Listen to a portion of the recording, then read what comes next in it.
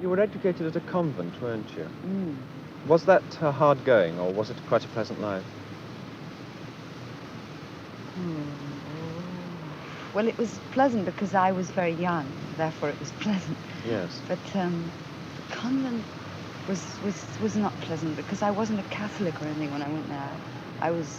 My father was an atheist, and I was totally, wasn't my thing at all. And they had to change me. And they changed me. By the time I was 10, I was a Catholic. And I was a Catholic till I was 17, but by that time I was already beginning to get very messed up in my mind. But sort of, I don't know, it was just very, it was very strange, sort of weird things like a week of total retreat, you know, which was totally loony, and you could just read anything, and we used to read the most incredible things. It was all right, because it was so long ago and nice and young. But you're not a Catholic now? No. What is your faith? Do you have a faith?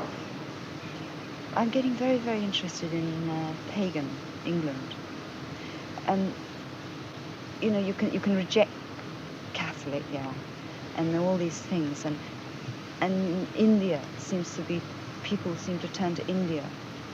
But it's so far away from me. It isn't part of my, it's just not, we don't really relate to India. No. It's for them. I think our scene is very interesting, before they messed it. Yes, I feel this very much, that one seems to see a generation that is very nihilistic, and I think, in fact, a lot of young people today would probably answer that they don't believe in God and they don't believe in life after death. Do you think there is anything replacing this lack, as it were, this lack of faith in the modern generation? Or is it just a belief in themselves? No, it's neither. Most young people I know actually believe in reincarnation, which is another thing altogether. I believe in reincarnation. Oh, I find that very way out. Tell me why you believe in that. Because otherwise there's no hope. And it's totally unfair. This terrible, terrible idea of total damnation or total paradise, which is simply not possible, really. And it works out. You can really understand it so much better if you realize that it's part of a long plan. And the whole thing is a very long plan, and we've all been going through it lots of times. And each time we're trying to get a bit more, each life. But isn't the now sufficient to you? Isn't the moment of existing here and now sufficient? Absolutely. It's not sufficient, because sufficient isn't the scene. But it's a gas, and that's the main thing. You can't hang yourselves up with the past or with the future. But if you can see it in a very big way, you find that the problems, those little things that people moan about, recede a lot. Have you read books on psychology? I mean, are you self-aware, as it were? Psychology I've always thoroughly disliked, because my father and my grandfather were very involved in it, and they laid it on me, and I didn't dig it. So psychology, I never want to see a psychologist. I do that. But I think spiritually it's much more interesting. And science, real science, is where it's at. Real science, finding the fourth dimension. Your mother said of you, the minute Marianne gets to London, someone will discover her, and indeed they did. Absolutely, it was incredibly loony. I mean, did you literally arrive overnight with a suitcase in your hand, and, no. and the following week? No. No. No, I just came up for a party. They said, would you like to come to a party in London? And I said, oh, I've never been to a party in London. Okay. And I went to a party with the man I later married, John, a long time ago. And Andrew Oldham was at the party and discovered me. It was very funny. You've said, you've been quoted as saying that he is your Svengali and you're his Trilby. I mean, to what an extent does he have a tremendous influence on your life? He has no influence at all. A long time ago, he did, because I didn't know what I was doing. And he said everything for me. I mean, even when they discovered me, it was incredible. I was just standing there, and there was John, and there was Andrew Oldham, and they weren't talking to me. They were saying, Andrew said to him, "Can she sing?" And he said, "I don't know." And they talked about me like this, and then they said, "Can you sing?" And I said, "I don't know." You know, it was incredible. No one ever, I didn't know what was happening. But I tell you what is extraordinary about it, and looking through, as I have been today, through your press clippings, you seem to have been fortunate inasmuch as you associated with tremendously professional people, people who really did know the scene and they knew how to make it happen. How much do you think this has been a major contribution in your career thus far, that you have been associated with tremendously gifted people? Well, it's you know, it's everything, absolutely everything. Andrew, for what he does, is the best person in the world who does it. For just making what he did, a face, and he just did it. He just did it. He was brilliant. After the success of your first pop record, As Tears Go By, and your subsequent follow-ups, you did a series of one-night stands. Were these terribly grueling? Yes. It was terrible. What is it? Is it just the physical exhaustion of having to travel around at such a speed?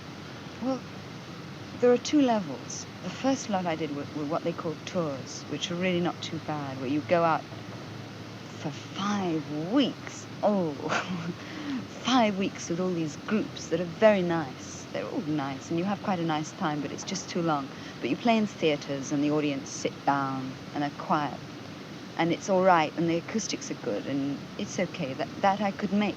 And then after that, because you get much more money if you work in ballrooms, and I needed money very badly then.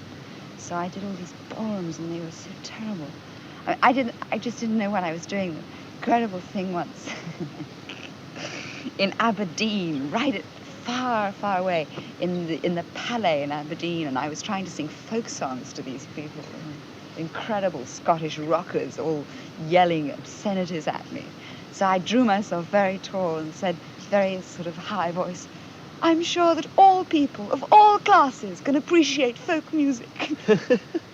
And sort of burst into tears, and they just threw things at me. It was just incredible. All classes can. So it was it was a disaster. So I had to stop that. You say that you needed money. How conscious of money are you in the doors that money can open? Well, it's really boring to just buy private jet planes. Money can be used for very big things, because if you can get enough people who've got a lot of money, you can change things that happen. You can start things that only governments can do usually. You can do things not for power, but just for a gas, and because things are so awful. But you worked, for instance, at the Royal Court when you did The Three Sisters, which was quite a triumph for you. I mean, you worked, it's been reported, for £30 a week when you could have been making a lot more money. So, to a great extent... But I enjoyed that much more than I do when I'm making a lot of money, somehow, because they're not using you at all. They're using you for what you've really got. I mean, they're paying £30 a week, and all they want from you is for you to work. But you do get comfort, do you, from a bank balance, from knowing that you are quids in? I don't think I've had a bank balance for 3 years. I think they took my checkbook away the first 6 months I was in the pop business, and I wasn't allowed a checkbook, and I was bouncing checks all over. So I never had a checkbook for ages. And I have a bit of money which I'm not allowed to touch, because I really have no idea. If I have money, I can't keep it. Well, some people think that one of the contributing factors to the diminishing output of the Beatles, although when they do make records they are fantastic, some people think that it is because of the extreme luxury in which they live, that somehow it is a devitalizing factor. No. This is very true of someone like Elvis Presley, because all Elvis Presley wanted was money. And when you get money, then you stop having your vision. But the Beatles have got an incredible vision. Money, you know, they got that ages ago. They don't think about it anymore. Now they don't put out as much, because to get the quality, to get something really great, it takes a really long time, and they work for ages to get those things. Apropos the royal court and the three sisters, there was an outcry at the time because some people said that the audition was rigged, and it was very interesting in that at least 2 newspapers printed an apology about this afterwards, Yeah. admitting that it wasn't so. No, it wasn't. How did you feel at the time of actually having to go and be auditioned and fight against, how many was it, 30 other girls? I didn't have to do that. I don't know when he auditioned the other girls, but I didn't see them. But he auditioned me. He auditioned me, in fact, twice. It was I got more than they got, you know, more grilling than anyone else, because he auditioned them all, and then he auditioned me, like, you know, and then he still didn't know what he wasn't sure at all, and he auditioned me again, and this time really hard, like he made me read it, and then he was, you know, it was such a decision for him. It certainly wasn't anything like that. I didn't go through a thing of sitting waiting with 30 girls, you know, if that's what they call an audition. But I went through a pretty strange experience. How are you at auditions and camera tests? Are you more nervous at that sort of occasion than when you actually get down to filming or cutting a disc? I hate it. I don't mind. I mean, I don't mind auditions on the theatre, but film tests, I hate them. I don't want to do them. I hate them. Is this because you feel that you're being, as it were, manipulated? Yeah, and they don't. And I get the feeling, and the parts in which you yourself, your own character... Really want, yes, that's absolutely true, yeah. Because the things I've got tested for are things that in my heart I knew I didn't really want to do. And they must know that, however much I pretend I want something. It's probably, you can see that I'm not, this isn't my scene, you know. These things I was going to do, they must have known that they weren't my sort of thing. If you are, therefore, as reliant upon your own, what you can invest in a part and what you personally can give, rather than, as it were, take a characterization from outside and superimpose this on your own personality, do you feel that there might come a time when Marianne Faithfull, as such, is overexposed? No. When you married, was this...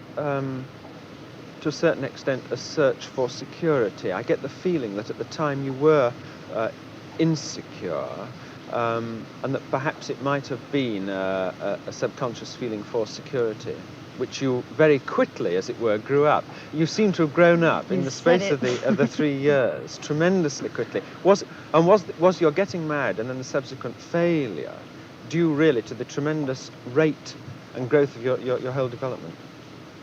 Yeah. I can't talk about it. You've said it. It's incredible you know all that about me.